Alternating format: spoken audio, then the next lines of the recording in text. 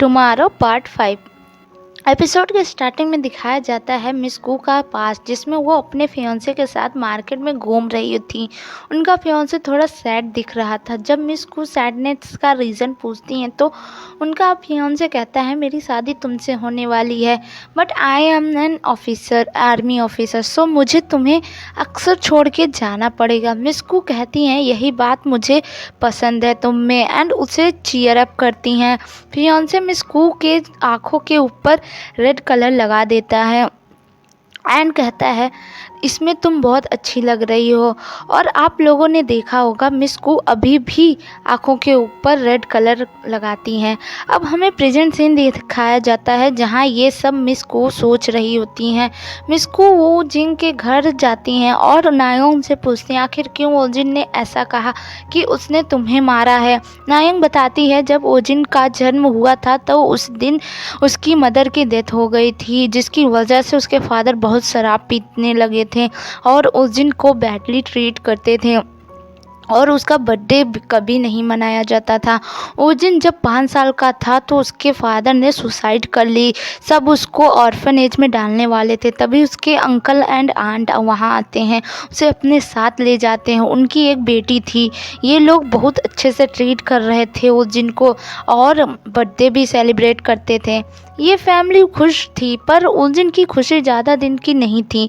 जब वो high school में पहुंचा तब उसके आंट एंड अंकल एंड उसकी सिस्टर की डेथ हो गई एक एक्सीडेंट में। इसके बाद से वो दिन खुद को अनलकी समझता था और वो डिप्रेशन में चला गया। एक दिन वो सुसाइड करने वाला था, तभी उसने एक सॉन्ग सुना जो उसे बहुत अट्रैक्ट करी म्यूज़िक की तरफ, एंड वो म्यूज़िक सीखने लगा और सिंगर बन गया। एक म्यूज़िक ही उसके जीने का सहारा था, पर ना आज मैं हूँ ना ही म्यूज़िक है ओजिन के पास।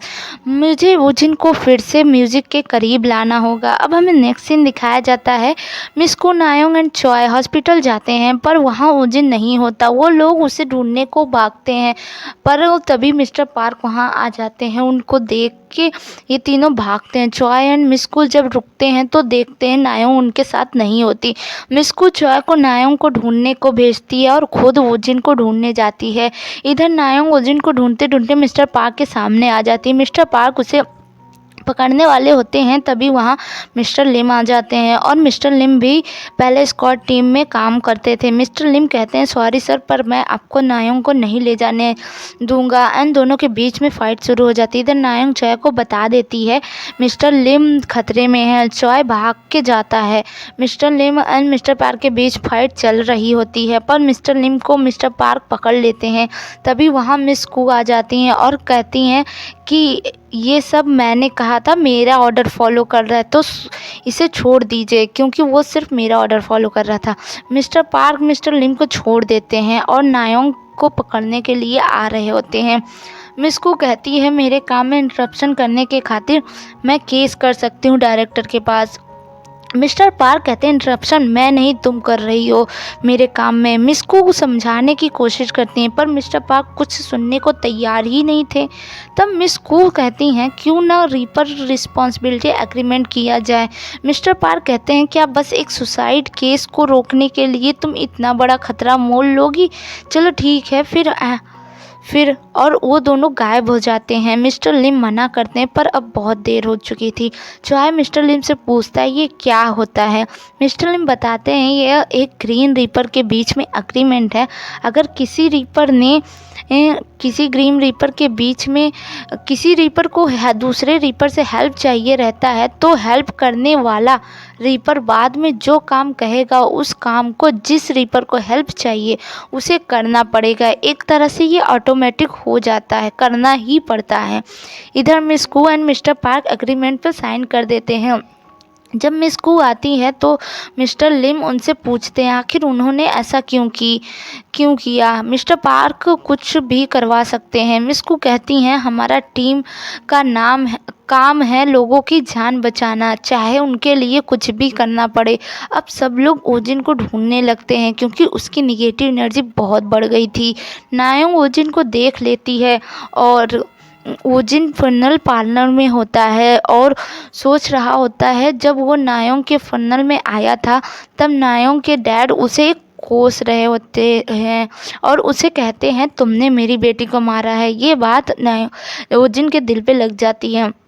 नेक्स्ट सीन दिखाया जाता है ओजिन फ्लोर से कूदने के लिए रेलिंग के पास खड़ा होता है। तभी वहाँ नायोंग एंड मिस्कू आ जाती हैं। ओजिन नायोंग को नहीं देख सकता। मिस्कू ओजिन को समझाते हुए कहती हैं अगर तुमने सुसाइड की तो नहीं मिल पाओगे अपनी वाइफ से कभी। नायोंग ने तुम्हें बचाने के खातिर स्टीयरिंग छोड़ के तुम्हें कवर अप किया था। ये सुन के ओजिन कहता आखिर क्यों, मैं एक अनलकी पर्सन हूँ, और खुद कूद जाता है।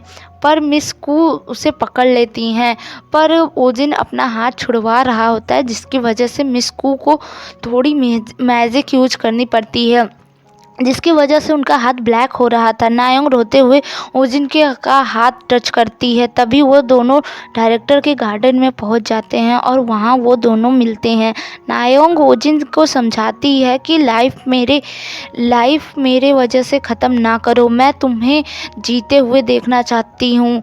तुमने मुझे नहीं मारा है बल्कि तुमने मुझे बचाया था। मैंने ज़िंदगी जी, तुम्हारे वो सारे मेरे लिए बहुत मेमोरेबल है जो तुम्हारे साथ जितनी ज़िंदगी मैंने जी।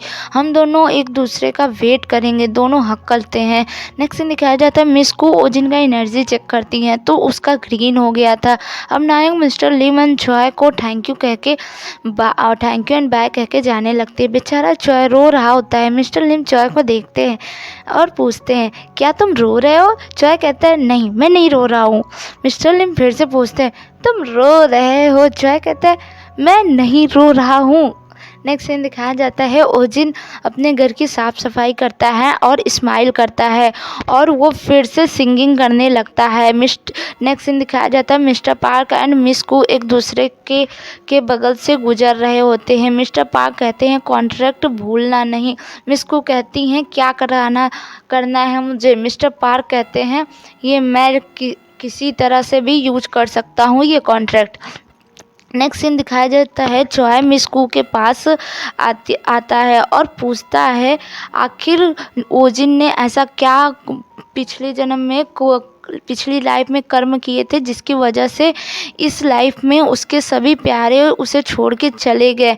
मिस को कहती हैं कभी कभी ये इंसान का ना भाग्य होता है ना ही पिछले कर्म का रिजल्ट होता है, कभी कभी ये कोइंसिडेंस होते हैं। जैसे नायोंग का टाइम ख़त्म हो गया था तो उसके डेथ का एक एक्सीडेंट कराया गया रीज़न बनाने के लिए। इसमें ट्रक ड्राइवर की भी गलती नहीं थी, उसकी कंपनी ओवरवर्क कराती है जिसकी वजह से वो दिन में प्रॉपर सो नहीं पाता एंड इसीलिए उसे रात को नींद आ रही थी और ये एक्सीडेंट हुआ। बट इसमें ओजिन वहाँ प्रेजेंट था, ये सिर्फ कोइंसिडेंस था। पर चाहे लोग जितना भी बिछड़ जाएं वो हर न्यू लाइफ में फिर से मिलते हैं। उनके बीच का एक फेट का धागा तब तक जुड़ा रहता है, भाग्य का धागा तब तक जुड़ा रहेगा जब तक वो अपने धागे को खुद नहीं तोड़ देते। चॉय कहता है यानी कि सुसाइड? मिस को कहती है हाँ, अगर कोई इंसान सुसाइड कर लेता तो उसका धागा उसके फैमिली या उसके बिलव्ड वंस से टूट जाता है और फिर कभी नहीं जुड़ता। डेस्टिनी उन्हें पनिश करती है सुसाइड करने के लिए। Thank you. अगर आपको ये स्टोरी पसंद आ रही हो तो प्लीज़ मेरे चैनल को सब्सक्राइब कर दीजिएगा। और ये एपिसोड यहीं ख़त्म हो गया। नेक्स्ट एपिसोड आपको नेक्स्ट वीडियो में मिलेगा। Thank you.